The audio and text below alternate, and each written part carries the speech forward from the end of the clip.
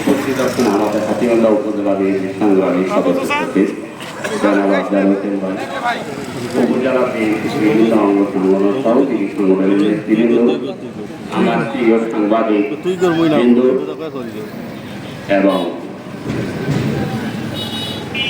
বিভিন্ন নেতৃবৃন্দ সবার হিন্দু ভাইদের প্রতিবেদ।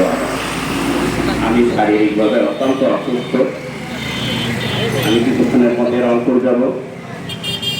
আমি আজকের এই মানববন্ধনের কথা শুনে এখানে এসেছি, কারণ আমাদের নেতা তারেক রহমান বারবার বলেছে একটি মানবিক দেশ গড়ার লক্ষ্যে সবাইকে ঐক্যবদ্ধ হয়ে কাজ করতে হবে। সেই লক্ষ্যে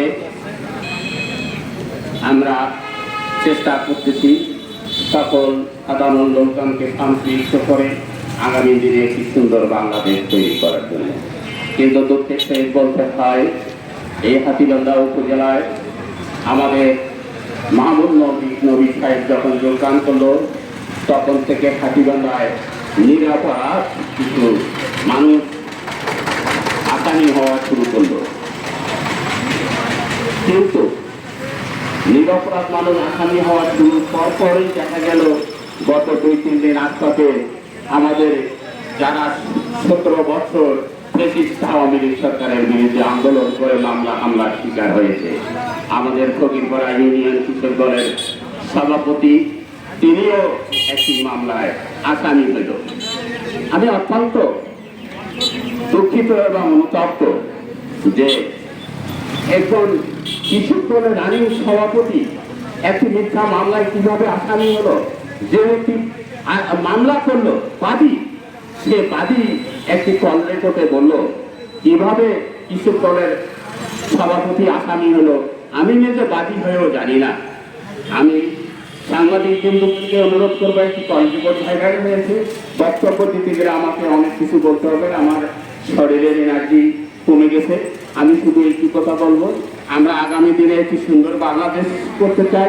আপনারা সাংবাদিক বিন্দু, আপনারা সেই বাংলাদেশ তৈরি করার লক্ষ্যে সত্য, ন্যায়, নিষ্ঠা সংবাদ পরিবেশন করবেন এবং প্রশাসনের যে সমস্ত অপকর্ম আছে সেই অপকর্মগুলো ঘটিয়ে বের করে সেটা সামাজিক যোগাযোগের মাধ্যমে প্রকাশ করার চেষ্টা করবেন।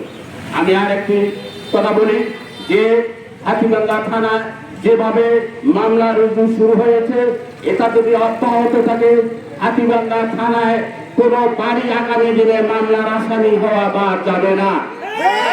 তাই আমি হাতীবান্ধা উপজেলা নির্বাহী সকল নির্বাহী অফিসার সহ জেলা প্রশাসক, জেলা পুলিশ সুপার, ডিআইজি এবং আইজি এবং আমাদের তারেক রহমান, আমাদের প্রিয় নেতা তাকওয়া আসাদুল আবিদুল ভাই, আমাদের এই হাতীবান্ধা পাটগ্রামের মাটি মানুষের নেতা ব্যারিস্টার হাসান রাজীব প্রধানকে সবিনয় অনুরোধ করব, আগামী 72 ঘন্টার মধ্যে হাতীবান্ধার থানার ওসি মাহমুদ নবীকে প্রত্যাহার করা না হলে 72 ঘন্টার পর হাতীবান্ধার মাটিতে দুর্বার আন্দোলন গড়ে উঠবে। যতক্ষণ পর্যন্ত এই মাহমুদ নবী প্রত্যাহার হবে না, ততক্ষণ পর্যন্ত আন্দোলন অব্যাহত থাকবে। ধন্যবাদ আপনাদেরকে।